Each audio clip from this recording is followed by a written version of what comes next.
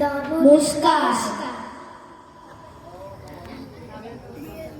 আবৃত্তি যুগের নিবেদন শ্রুতি নাটক বিখ্যাত জাদুকাঠি নাট্যকার তপন সরকার অভিনয়ে দেবাংশু মণ্ডল, ঋষিতা মণ্ডল, সৌরিনী মণ্ডল। আমি বিখ্যাত হব, আমাকে একটু বিখ্যাত করে দাও। ওটি সূর্য, ওই দেখো কে যেন বিখ্যাত হতে চাইছে। তাতে তোমার কি?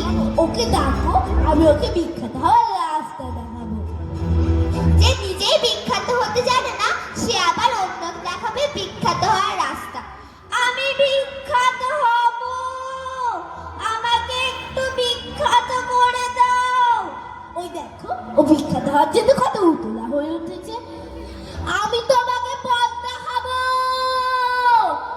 এসো কন্যে। কে আপনি? আমি তোমাকে পথ দেখাতে পারি, আসতে পারো আমার কাছে। আসছি। তুমি সত্যি ওকে আসতে বললে? হ্যাঁ। তোমার কবে শিক্ষা হবে বলো তো? কত মানুষকে এত বিখ্যাত রাস্তা দেখালে তারা এখন বিখ্যাত। হ্যাঁচো দিলেছে। ঝড় ফেললাম, তাতে আমার কিছু এসে যায় না। আমি এটাই আনন্দ পাই। আসবো? ইস্যু বসু। খাতা এনেছি, কলম এনেছি, কোথায় বসবো? ওনার মাথায় বসো। দেখ তো হয় নাকি? হবে হবে, যেটা পরে হবে সেটা আগেই করে ফেলো। তুমি বসো। এই বসলাম। তাড়াতাড়ি বলুন। তাড়াতাড়ি? হ্যাঁ তাড়াতাড়ি। জীবন সংক্ষেপ, জীবনের সময়ও সংক্ষেপ, না হলে বিখ্যাত হওয়ার আগেই জীবন ফুরিয়ে যাবে। বাহ, বেশ বললেন তো। কথার কি ছিরি।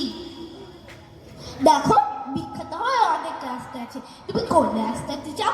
তুমি জেনে বিখ্যাত হবে নাকি না জেনে বিখ্যাত? দেখুন মশাই, আমাকে তাড়াতাড়ি বিখ্যাত হতে হবে। আপনি সেই রাস্তাটি দেখান। তাড়াতাড়ি বিখ্যাত হওয়ার একটি রাস্তা আছে, সেটি হলো তৈল রাস্তা। তাহলে তৈলাক্ত রাস্তায় দেখান। খাতা পেন বের করো। এই বের করলাম, বলুন।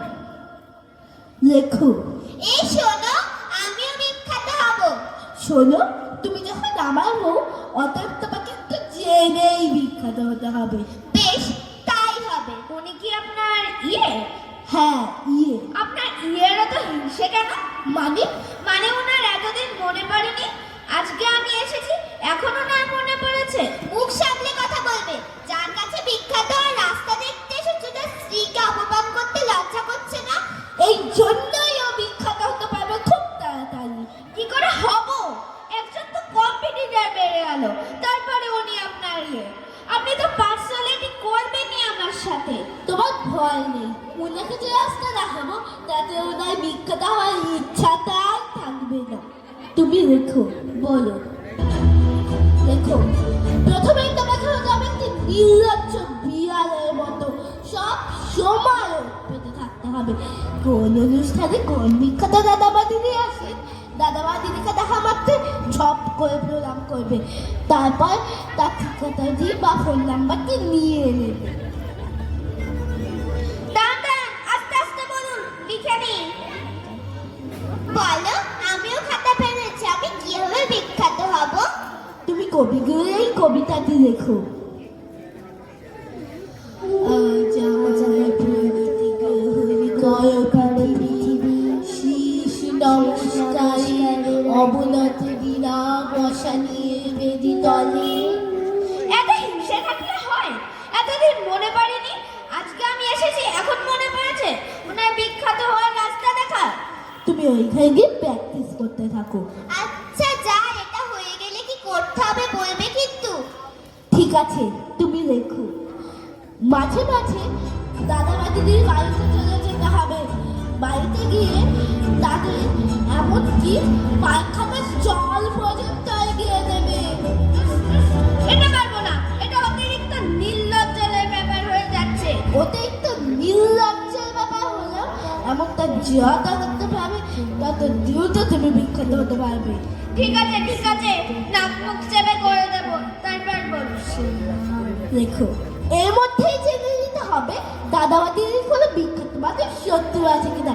তার নামে আচ্ছা করে নিন্দা করবে, দাদাবাদিদিকে খুব হাওয়া দেবে, প্রশংসা করে বিশেষালয় পর বিশেষণ চাপিয়ে দেবে তাদের নামের আগে। হ্যাঁ, এটা আমি খুব ভালো পারি। জানি। তারপর লেখো, মাঝে মাঝে বেহায়ার মতো তাদের বাড়িতে চলে যেতে হবে। দাদার ছেলে মেয়ে থাকলে আদরের ছালে তাকে নাক ঘষে তাকে পুট্টা মুছে দেবে। ধর মশাই, আপনি খুব ঘেন্নার কথা বলেন তো। ওসব আমি পারবো না। না পারলে বিখ্যাত হবে কি করে? হ্যাঁ, আমাকে পারতেই হবে, বিখ্যাত আমাকে হতেই হবে। মহাবীর চবতি তুমি বীর ভোগা, বিপরীত তুমি ললিতে কঠোরে, মিশ্রিত তোমার প্রকৃতি পুরুষের নারীতে। ধুর মশাই, আপনার এটাকে থামান তো, বড্ড ডিস্টার্ব করছে। তুমি তোমার কাছে মন দাও, ওদিকে যা খুশি হোক। বলুন তারপরে কি লিখবো? আমি একটু আসবো? এসো। আমাকে একটু বলো এরপর কি করব? তুমি কবিগুলির কবিতাটি লেখো। আমি ছেড়েই যেতে রাজি আছি সুসভ্যতার আলো। আমি চাই না নববঙ্গের নবযুগের চালক। আমি ছেড়ে দিতে রাজি আছি সুসভ্যতার আলো। আমি চাই না হতে নববঙ্গের নবযুগের চালক। ঠিক আছে, আমি ঘরে গেলাম। যাও। জানতো তাড়াতাড়ি, কেটে বলুন, বড্ড ডিস্টার্ব করছে। যাচ্ছি। তুমি দেখো, দাদা বা দিদি যেখানে বসবে সেখানে বসবে না, তার পায়ের কাছে বসবে। আলতো করে তার পা দুটি নিচে কোলের উপর নিয়ে আস্তে আস্তে মেসেজ করতে থাকবে। দেখবে তোমার বিখ্যাত হওয়ার রাস্তাটি পরিষ্কার। দাঁড়ান, এবার আমি একটু নাচবো। দলে যারা গুঞ্জা ফুলের মালা গেঁথে পরে পড়ায় গলে, যারা বৃন্দাবনের বনে সদা শ্যামের বাস। মশাই, আপনার পুটুকেনটা থামান তো, বোধহয় পাগল হয়ে গেছে। আমি পাগল হইনি, তুমি পাগল হয়েছো। বিখ্যাত মানুষের পাগল হয় না। আমি খুব তাড়াতাড়ি বিখ্যাত হব। পাগল হয় তোমাদের মতন মানুষ যারা হতাশায় ভোগে। আমি হতাশায় ভুগছি না, আমি আত্মশুদ্ধিতে আছি। তোমার মতো আত্মতুষ্টি তৈলশুদ্ধিতে নেই। আপনার আত্মশুদ্ধি দুদিন পরেই কেটে যাবে। মনে রাখবেন, পেটে খেলে পিছে সয়। তুমিও মনে রেখো, শরীরের নাম মহাশয়, যা সহাবে তাই সয়।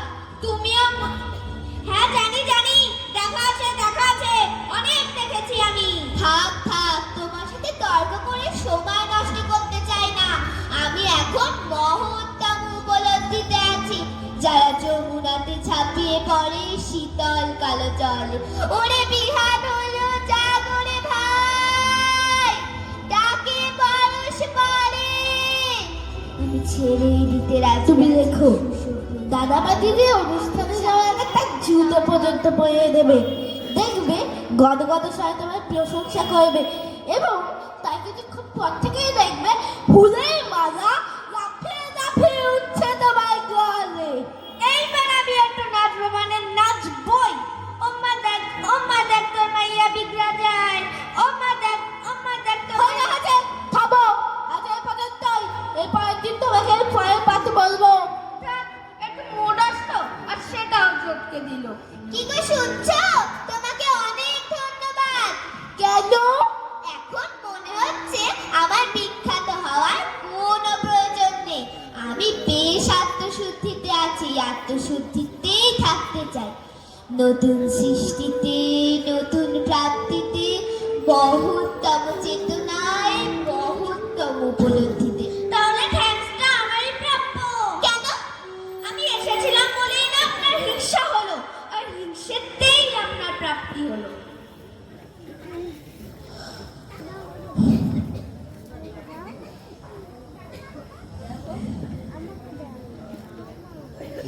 এসো। তুমি এসো, তোমাকে অন্য পাঠ দেব। বলো। বসু, এই বসলাম। আমার সাথে বলো। আজ আমার প্রতি গ্রহণ কর পৃথিবী, শীষ নমস্কারের অবনত দিনা বসানে বৃন্দাবনে। মহাবীর যুবতী তুমি বীর খোকা, বিপরী তুমি ললিত কঠোরী, মিশ্রিত তোমার প্রকৃতি পুরুষের দ্বারে। নমস্কার।